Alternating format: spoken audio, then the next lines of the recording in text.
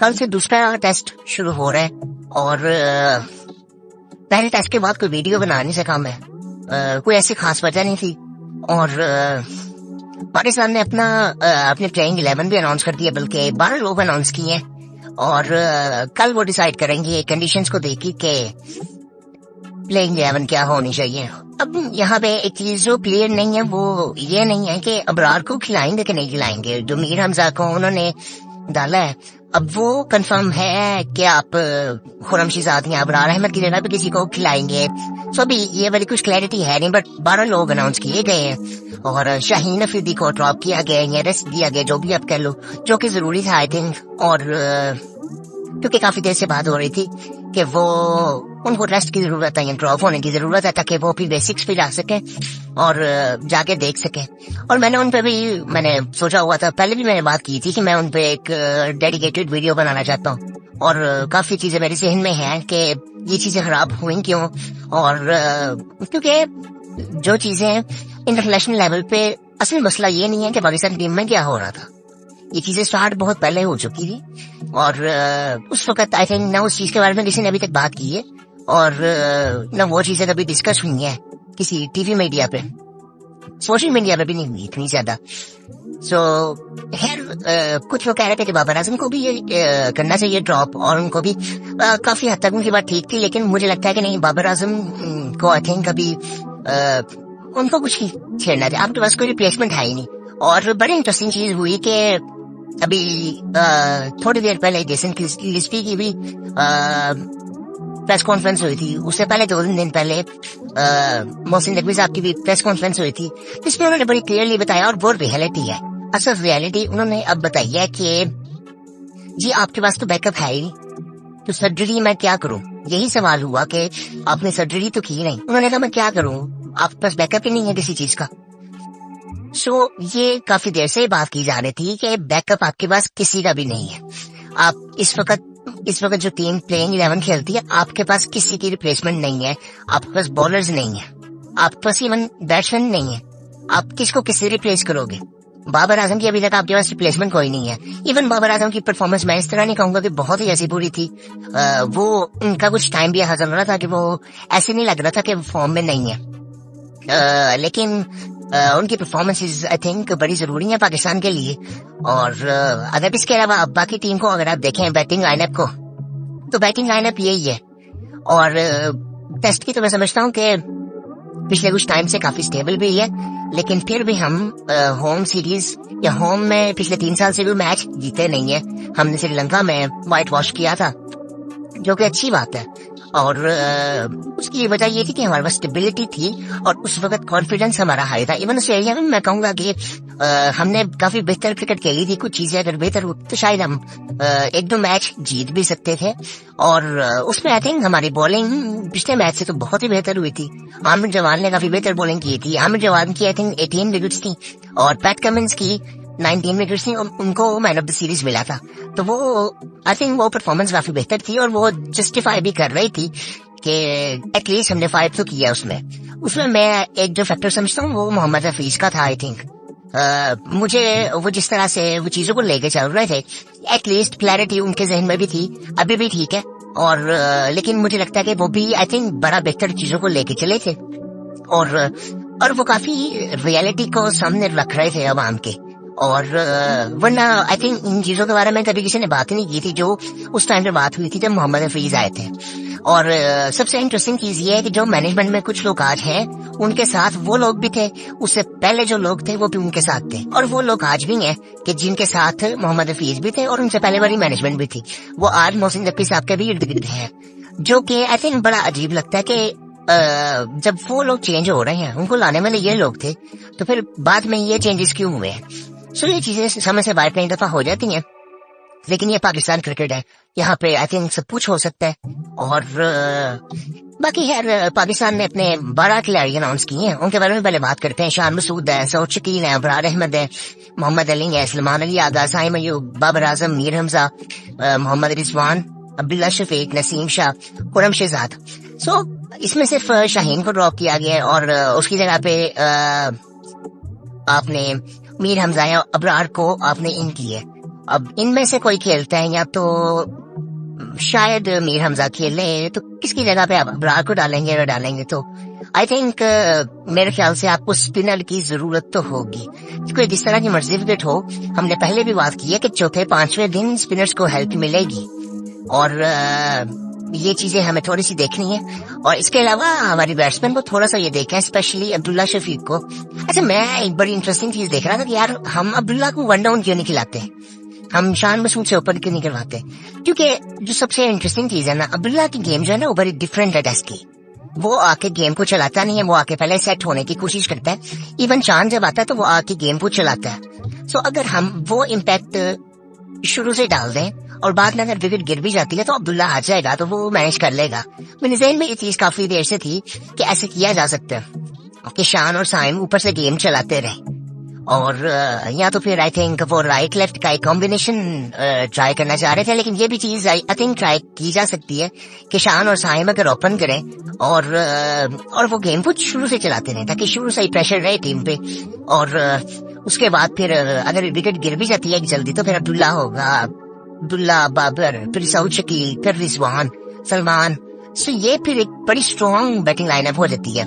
सो जब शान one down आ जाता है ना, तो वो उसका एक टाइम ही होता है कि शान की गेम भी अब उसने काफी चेंज किया है पिछले कुछ टाइम से, कि वो गेम को अब चलाता है। सो वो इम्पैक्ट एक आउट होने के बाद अगर आ रहा है तो वो थोड़ा सा आई थिंक एक विकेट तो गिर गई है, तो अगर हम उसको भी बचा लें तो ये चीज आई थिंक ट्राई की जा सकती है। पता नहीं अब इस बारे में कभी उन्होंने सोचा है, कहीं सोचा, लेकिन ये चीज ट्राई की जा सकती है। प्लेइंग 11 की बात करें तो ये ऐसे ही था बिल्कुल ना। मुझे लगता है कि बहुत से लोग बात करते हैं कि इसको भी निकाल दो, इसको भी निकाल दो। भाई नहीं, पहली वो उन्होंने जो एक बात उन्होंने की थी मौसी नकवी साहब ने कि आपके पास बैकअप किसी तरह का नहीं है, और उसमें उन्होंने बड़ी इंटरेस्टिंग बात की थी, चैंपियंस का फुटबॉल है और उसमें आपको काफी खिलाड़ी मिल जाएंगे, उनका डेटा मिल जाएगा। सर, इससे आपकी तीनों डिमांड निकलेंगी, और पहली बात तो ये। और दूसरी चीजें मुझे चीजें लगती है, जब उन्होंने बात की कि हमें ना एक टाइम रख देना चाहिए पूरे साल का, जहाँ पे हमारे सारे टूर्नामेंट्स डोमेस्टिक के ना क्लोज होते हैं, और उस टाइम में हम कुछ खिलाड़ी साइड पे कर लें कि यार अगला साल पूरा ना इनमें से खिलाड़ी खेलेंगे, इसी तरह फिर अगले साल, ताकि ये हम लोगों ने पिछले कुछ सालों से ऐसे किया कि हम लोग सिर्फ पीएसएल को देख रहे थे। पीएसएल में कौन परफॉर्म कर रहा है उसको टेस्ट में भी डाल दो, उसको वनडे में भी डाल दो, उसको आप T20 में भी डाल दो। सो वो तीनों टीमें मेरा डायरेक्ट हो चुकी हैं। आपने बैकअप किसी चीज का नहीं रखा। इवन मैं कहूँगा फास्ट बॉलर्स का तो हमने खुद आई थिंक बहुत उनका मतलब कुछ इंजरी ऐसी है कि जो कि हमसे खुद खराब हुई, हमने मैनेज ही सही तरह से नहीं की। और इवन मुझे सबसे ज्यादा जो है वो वसीम जूनियर का है। मुझे लगता है कि वो बहुत अच्छे बॉलर हैं, और क्योंकि उनके पास पेस भी है और वो स्किल लेवल भी उनका वो वाला है, और वो काफी आई थिंक खेल सकते थे। जब वो टीम में थे भी तो वो बेंच पे बैठे रहते थे, और पता नहीं वो बैठे बैठे इंजर्ड हो गए, और कुछ मैचेस खेले वो इंजर्ड हो गए, वो प्रैक्टिस शायद नहीं थी उस वजह से, या और इसके अलावा भी हमारे 2-3 बॉलर्स इंजर्ड है। मुझे याद है कि 2-3 साल पहले हमें ऐसे बॉलर्स पीएसएल में 2-3 साल पहले की अगर बात की जाए, पीएसएल में भी 2-3 साल से कोई स्टैंडर्ड जरा मुझे लगता है काफी लो हुआ है, और क्योंकि फॉरनर्स भी कम है और हमारे प्लेयर्स ने परफॉर्म तो किया, लेकिन हमें कोई ऐसा बॉलर नहीं मिला कि जो हमें टेस्ट में किसी का इम्पैक्ट हो सके उस तरह से, जिस तरह से हमारे पहले बॉलर्स का होता था। सो 2-3 साल पहले जब ये धानी वगैरह आए थे, एक और मुझे नाम बोल जाता है, वो भी काफी 150 बॉल करते हैं, मुल्तान सुल्तान से वो खेलते हैं, एक वो थे। और उसके बाद ये उमर बुल के जो भांजे आई थिंक या भतीजे हैं, जो भी खेल भी रहे हैं आई थिंक, और उन्होंने न्यूजीलैंड में भी खेला था, और T20 में आई थिंक वो खेले हैं, वो भी अच्छे बॉलर है। लेकिन वही बात है कि वो T20 के बॉलर है, वो उनकी वेरिएशन ऐसा लगता है। वो टेस्ट बॉलिंग की बॉलिंग अभी उनकी कोई नजर नहीं आई। मोहम्मद अली खेल रहे हैं, उनकी परफॉर्मेंस थी, लेकिन वो इम्पैक्ट वो नजर बिल्कुल भी नहीं आ रहा। मुझे बहुत अजीब लग रहा था कि जब नसीम शाह मैच के बीच में आके कह रहे थे कि विकेट बिल्कुल फ्लैट है, उसमें कुछ भी नहीं है, तो कभी शुएब अख्तर ने आके तो नहीं कहा, कभी वसीम अकरम ने आके नहीं कहा कि पिच अच्छी नहीं है और हम कुछ कर नहीं सकते। ऐसे नहीं होता। मतलब हम फिर अपने आप को पहले तो क्लेम करना बिल्कुल बंद करें, जो मैं पहले भी कह चुका हूँ। हमें ये चीज क्लेम नहीं करनी चाहिए कि हम सबसे बेहतर बॉलिंग लाइनअप है दुनिया की, हम बिल्कुल भी नहीं है। और ये एक्सक्यूज बिल्कुल बुरा लगता है हमें। वो ऐसे लगता है कि यार एक तो पैशन नहीं है, और फिर वो बात आ जाती है इंटीग्रिटी की। यह जो भी है, फटा विकेट है, बिल्कुल सीमर्ट है, सारा कुछ फ्लैट है, आपने आउट फिर भी करने हैं, जैसे भी करने आपने आउट करने। अगर नहीं हो रहे तो फिर एक्सक्यूज का मतलब ना दो, क्योंकि आपसे आउट नहीं हो रहे। और इसी तरह से शाहीन का मसला था। शाहीन का तो बिल्कुल वो शायद उस चीज को एक्सेप्ट भी नहीं कर रहे थे, और पिछले कुछ सालों से इवन आई थिंक मुझे लगता है कि उनको जिस वक्त कप्तान बनाया गया था वो उस वक्त तो उनकी टीम में भी जगह नहीं बन रही थी, क्योंकि पिछले 2 सालों से उनकी परफॉर्मेंस ऐसी है।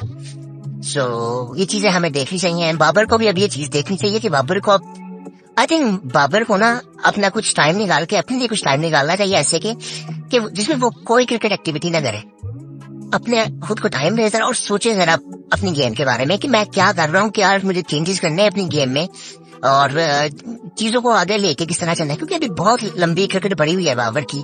और मैं फिर भी समझता हूँ कि बाबर आजम सोच के ये हमारी बैकबोन है। इवन मोहम्मद रिजवान को मैं समझता हूँ कि जिस तरह की वो इनिंग्स खेलता है, आई थिंक वो हमारी ये तीनों बैकबोन है।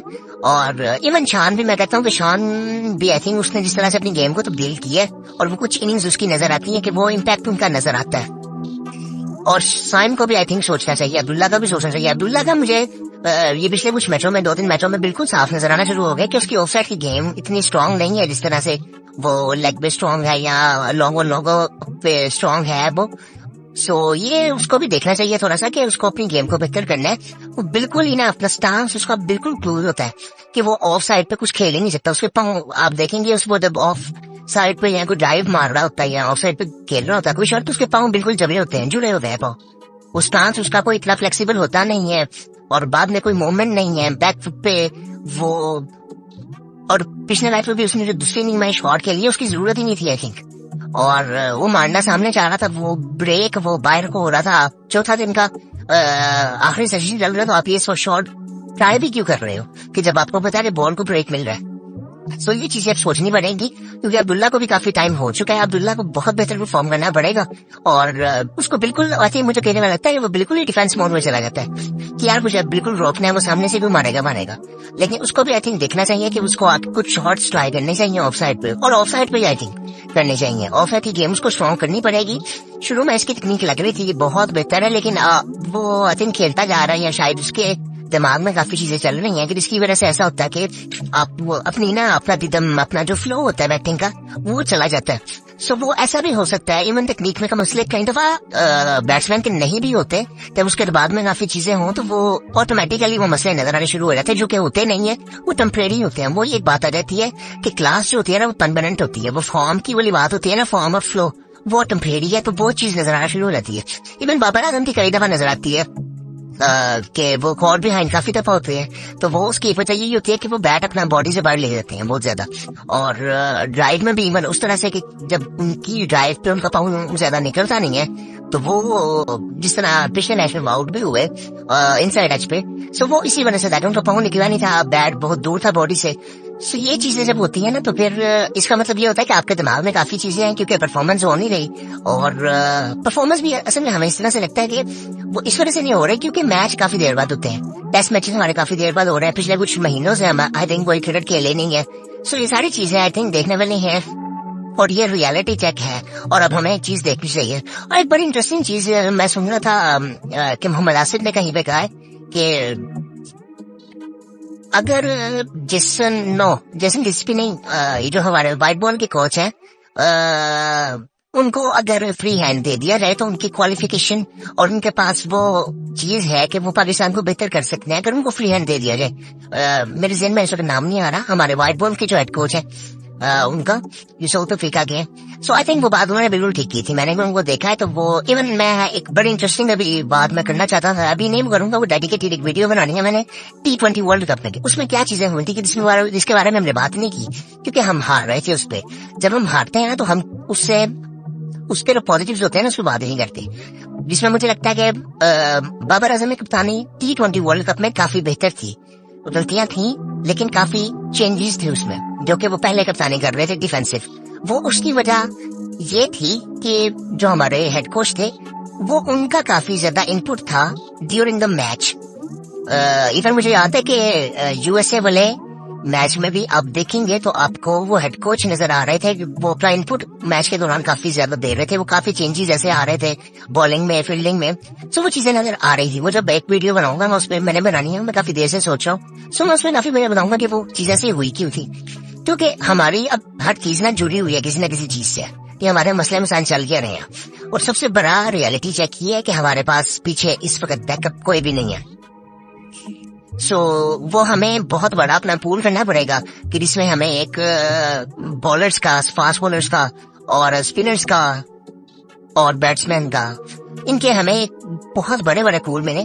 तो एटलीस्ट 100 बैट्समैन होना चाहिए, एटलीस्ट 100 फास्ट बॉलर होना चाहिए, एटलीस्ट 100 स्पिनर होना चाहिए पीसीबी के उनके डेटा में, कि जिसमें से वो कम से कम देख तो सकें कि वो उनकी परफॉर्मेंसेस की हम तो ट्रैक कर सकें जरा। डोमेस्टिक स्ट्रक्चर में आई थिंक वरना कोई भी नहीं होता। हमारे टोटल प्लेयर 300 होते हैं मुझे याद है, और जिनका डेटा आई थिंक वो भी उनकी परफॉर्मेंसेस भी ऐसी नहीं होती, उनमें से कुछ 1-2 निकल के आते थे ऐसे किसी की परफॉर्मेंस होती थी और वो टीम में आता था। सो आई थिंक एक जो अच्छा डिसीजन है वो शाहीन अफरीदी को ड्रॉप करने का या रेस्ट देने का अच्छा फैसला है। और बाबर को आई थिंक मुझे लगता है कि अभी खिलाना चाहिए, और उसकी हमें जरूरत भी है कि वो परफॉर्म करे। और उसकी वजह ये है कि वो व्हाइट बॉल का कैप्टन भी है, लेकिन मैं चाहता हूँ उसको थोड़ा सा टाइम ऐसा मिले कि जिसमें वो अपने बारे में सोचे जरा, क्योंकि आगे चैंपियन ट्रॉफी है और हमें अपने आप को बेहतर करना ही करना है। क्योंकि ये मौका हमें दोबारा नहीं मिलेगा कि पाकिस्तान में चैंपियन ट्रॉफी हो और हमारी परफॉर्मेंस अच्छी ना हो, और वो बड़ी जरूरी चीज है। और हमें बॉलर्स की इस वक्त आई थिंक बहुत शदीद जरूरत है तीनों फॉर्मेट्स में, जो कि आई थिंक ये बॉलर्स का एक सबसे बड़ा मसला आई थिंक। हम पिछले 3 सालों से मैं बार बार कहता हूँ कि हम बॉलिंग की वजह से हार रहे थे, बैटिंग मसला नहीं था। बैटिंग तो हमारी कभी भी इसलिए स्ट्रांग रही नहीं है जितनी अब मुझे लगता है। पिछले कुछ सालों में इतनी टैलेंटेड बैटिंग हमारी रही नहीं है जितनी अब है। और क्योंकि मुझे याद है कि इनके आने से पहले ये जो प्लेयर्स का जो पूल है 2017 से पहले आप ये देखेंगे तो हमारे ओपनर्स ने तो कभी परफॉर्म ही नहीं किया। हमारे ओपनर्स ने परफॉर्म करना शुरू किया 2016 में, जब शजील और खालिद लतीफ ओपन कर रहे थे। वो भी T20 में था, टेस्ट में और बाकी किसी फॉर्मेट में तो हमने कभी परफॉर्म किया ही नहीं है। सो ये चीजें ना जरा देखने वाली है कि हमने अब अपना एक जो बड़ी इंटरेस्टिंग चीज थी कि इसमें दूसरे मैच में ना आई थिंक शायद वो क्लैरिटी हमें मिली नहीं है कि हमने दूसरा मैच खेला किस तरह से। मैं प्रेस कॉन्फ्रेंस उनकी भी देख रहा था जेसन लिस्पी की, सो उसमें भी मुझे वो ऐसी कोई क्लैरिटी नहीं थी कि दूसरा मैच हमने किस तरह खेलना है। या तो ये एक अच्छी बात है कि अब, या तो इसको कह सकते हैं कि थोड़ा कॉन्फिडेंस भी लो हुआ पड़ा है। अच्छी बात इस लिहाज से मैं कह सकता हूँ पहले उन्होंने एक दफा बता दिया कि हमें अभी ढूंढना है, तो उसका मतलब मिला तो नहीं बिल्कुल अभी कि हमने खेलना किस तरह से है। लेकिन आई थिंक मुझे लगता है कि हमें अपनी बेसिक्स पे जाना चाहिए, उसी तरह से कि हमें स्पिनर्स पे फोकस करना चाहिए, हमें फास्ट बॉलिंग पे फोकस करना चाहिए, कि हमें बॉलर्स अच्छी ढूंढनी है पहले तो, कि जो बॉलिंग अच्छी करते हों, फॉर्म में हो, तो ये सारी चीजें आई थिंक ये ठीक हो जाएंगी।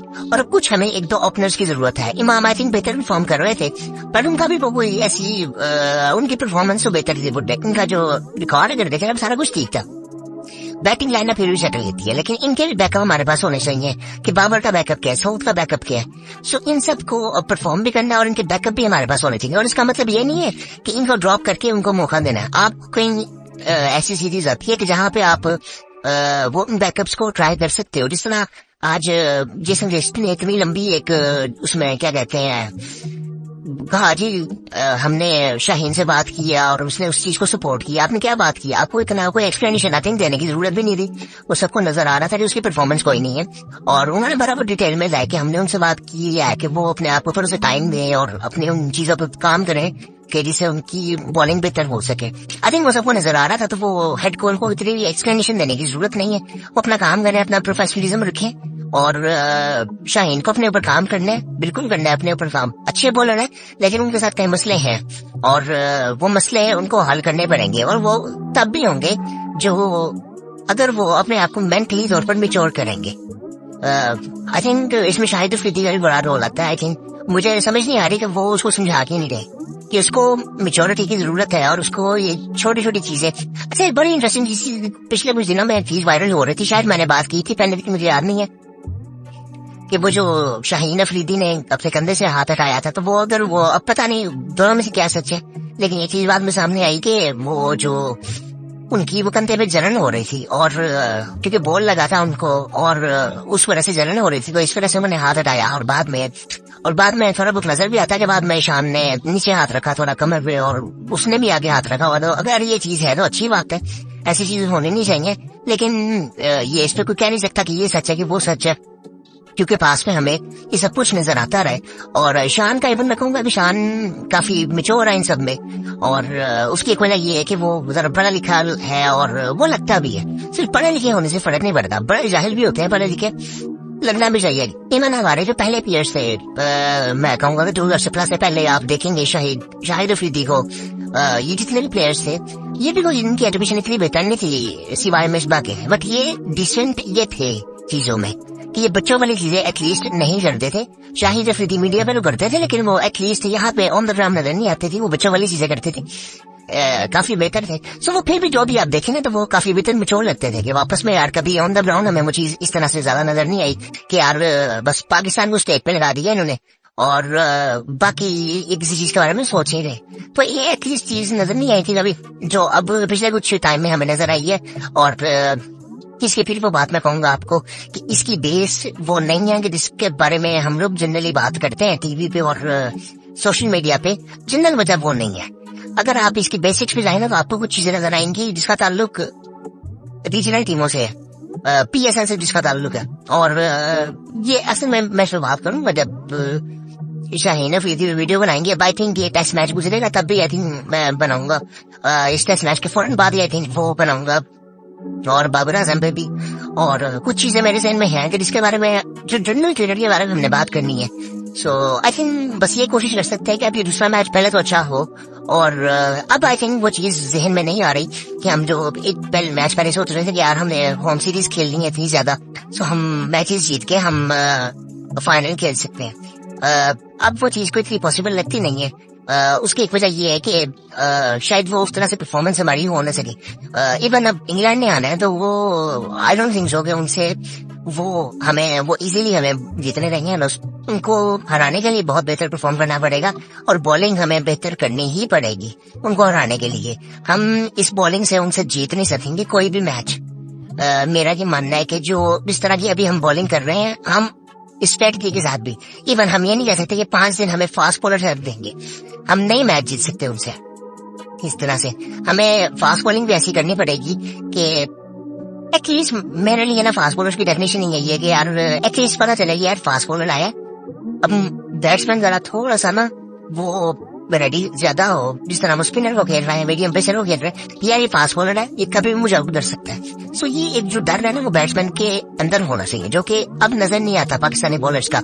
और काफी अच्छा एक गौतम गंभीर की भी एक स्टेटमेंट आई, आई थिंक उन्होंने मुझे इतना पता है कि वो कहाँ बात करते हैं ज्यादातर, एक चैनल है, सोशल मीडिया चैनल है, वहां पे वो बात करते हैं मोस्टली। उधर आई थिंक उन्होंने बाबर आजम को उन्होंने एक एडवाइस दी है, और वो एडवाइस ऐसी है कि जो सब बात करते हैं, वसीम अकरम ने कहीं वो चीज कही है कि बाबर आजम को ये छोटी छोटी लीग्स में कैप्टनसी नहीं करनी चाहिए, और उसको सिर्फ किसी को प्रूव नहीं करना कि वो अच्छा बैट्समैन है, उसको अपनी बैटिंग पे फोकस करना है। और ये जो फजूल ये छोटी छोटी लीगों में वो कप्तानी ले लेते हैं, वो उसको नहीं लेनी चाहिए, उसको उसको अपने ऊपर बस फोकस करना चाहिए कि मेरी बैटिंग कैसे बेहतर हो सकती है, और मैं मेंटली तौर पर किसी भी टाइम किसी भी सिचुएशन में बैटिंग कर सकता हूँ। सो आई थिंक ये अच्छा फैसला था, और उन्होंने ये भी कह दिया कि उसको PSL में भी कप्तानी नहीं करनी चाहिए, अपनी बैटिंग पे फोकस करे पूरी तरह से, और सिर्फ और किसी को कुछ प्रूव नहीं करना। ये आई थिंक पाकिस्तानी काफी प्लेयर्स ने बात की है, वसीम अकरम कई दफा कह चुके हैं, जो कि आई थिंक ये बिल्कुल ठीक बात है। और even Babar Azam I think मुझे लगता है कि इस तरह की क्लास हमें बहुत अरसे से नजर ही नहीं आई पाकिस्तान क्रिकेट में। सो इनको आई थिंक इस पे फोकस अब करना चाहिए। ये आई थिंक इसमें भी थोड़ा सा मैं कहूंगा कि थोड़ा सा ना वो इमेच्योरिटी आ जाती है, कि मेच्योरिटी उस तरह से नहीं है। और एक और बड़ी इंटरेस्टिंग चीज थी कि हमारे काफी इस दफा रिकॉर्ड प्लेयर्स हैं कि जिन्होंने BBL के लिए अपने आप को रजिस्टर्ड किया। आप इसे और जिन प्लेयर्स के नाम आए वो मेरे लिए भी हैरान हूं मैं कि यार ये तो वैसे जनरली कोई लीग नहीं खेलते, तो इन्होंने भी अपने आप को रजिस्टर्ड किया उस लीग के लिए। हालांकि उसमें आई थिंक 1-2 प्लेयर्स ही होते हैं हर टीम में फॉरनर बिग बैश में। सो आई थिंक तकरीबन मेरे ख्याल से 90 प्लेयर्स ने रजिस्टर किया खुद को, जो कि बड़ा इंटरेस्टिंग है और अलार्मिंग है पाकिस्तान क्रिकेट के लिए। और ये पाकिस्तान क्रिकेट बोर्ड को भी सोचना पड़ेगा कि हमें इस पे क्या करना है। और प्लेयर्स को भी सोचना पड़ेगा। प्लेयर्स का मैं कहूंगा कि जिन प्लेयर्स के नाम आया मुझे हैरानगी थोड़ी सी हुई है, लेकिन काफी प्लेयर्स ऐसे होंगे कि जो आई थिंक वो बिल्कुल ही उनको पता होगा कि यार हमारा कोई फ्यूचर ही नहीं है पाकिस्तान क्रिकेट में। और आई थिंक ये सिचुएशन कुछ हालात इस तरह भी चल रहे हैं कि ये चीज वाकई नजर आ रही है, लेकिन हमें इस चीज को बेहतर करना है। और अब ये एक टूर्नामेंट भी शुरू हो रहा है पाकिस्तान में, चैंपियंस कप। आई थिंक देखते हैं, सुना तो है कि उसका स्टैंडर्ड काफी बेहतर होगा नॉर्मल जनरल डोमेस्टिक क्रिकेट का कोई टूर्नामेंट जिस तरह से होता है उस तरह से नहीं है, स्टैंडर्ड काफी बेहतर होगा, जो कि अच्छी बात है। और एक और बड़ी इंटरेस्टिंग चीज हुई थी कि ये जो मेंटोर्स रखे गए हैं पाकिस्तान, ये जो चैंपियंस कप हो रहा है 5 टीमों के, आई थिंक पहले तो उसकी टीमें हमें बनानी चाहिए थी। 5 टीमें बहुत ही कम है, शायद आने वाले टाइम में बढ़े, लेकिन हमें अभी भी बनानी चाहिए थी। 5 टीमें बहुत ही कम होती है, 5 टीमें को मतलब है 30 प्लेयर नहीं है तो 150 प्लेयर बस। सो आई थिंक ये कम टीमें, आई थिंक हमें 10 टीमों तक जल्दी से पहुंचने और स्टार्ट आई थिंक हम 6-8 टीमों से ले सकते थे, क्योंकि प्लेयर्स इतने हैं हमारे यहाँ पे जितने लोग क्रिकेट खेलते हैं। और उसमें इंटरेस्टिंग चीज ये थी कि वकार यूनुस भी, उनकी जो पोजीशन थी, जो उनको अपना असिस्टेंट उन्होंने रखा था कि क्रिकेट के सारे जो भी मुस्लिम मसाइल हैं वो मैनेज करें, और वो उनको उस पोजीशन से वहां पे आई थिंक कर दिया गया है, मेंटोर बना दिया गया। आई थिंक वो उस चीज उसका मुझे नजर आता है वो। और कुछ जगह मैंने सुना भी है कि वो ये हो सकता है कि शायद उनको वो जो करना चाहते थे उस तरह से चीजें हो नहीं रही नहीं, सो वो एक ट्रांजिशन का एक स्मूथ दे दिया उनको कि आप यहाँ पे आगे पहले, फिर बाद में आप जाकर देख लेंगे। जिसपे मोहसिन नकवी साहब ने भी यही कहा कि हम पहले उनको एडवाइजर लेके आए ताकि वो एक लीगल कोई रिक्वायरमेंट थी, उसके बाद उनको हमने मेंटोर रख लिया ताकि वो बाकी मेंटोर्स को भी सिलेक्ट कर सके। सो मेरी ये भी सच हो सकता है, लेकिन इस पे कोई इतनी ज्यादा बात करने की आई जरूरत भी नहीं है, लेकिन ये इंटरेस्टिंग चीज है। अगर तो ये सारी बातें ठीक है तो कोई ऐसा मसला नहीं है। बाकी आई थिंक अब दूसरा टेस्ट मैच शुरू हो रहा है, तो आई थिंक डेली मुलाकात होती रहेगी आपसे, और इसके बाद आई थिंक मैं कुछ वीडियो इंटरेस्टिंग होंगी इस टेस्ट मैच के बाद, जो कि उस पर हम बात करेंगे। मैं कोशिश करूंगा कि मैं चैंपियंस कप को भी फॉलो करूँ इस दफा। मैंने काफी अरसे से मुझे कुछ नजर है यूनिवर्सिटी में आ रहा था, तो मैं वो ऐसा फॉलो कर नहीं रहा था। मैं कोशिश करूंगा कि इस दफा चैंपियंस कप को भी फॉलो करूं, और वाकई हम जो इसके अलावा जो क्रिकेट दुनिया में होती है उन पर भी कुछ बात करें।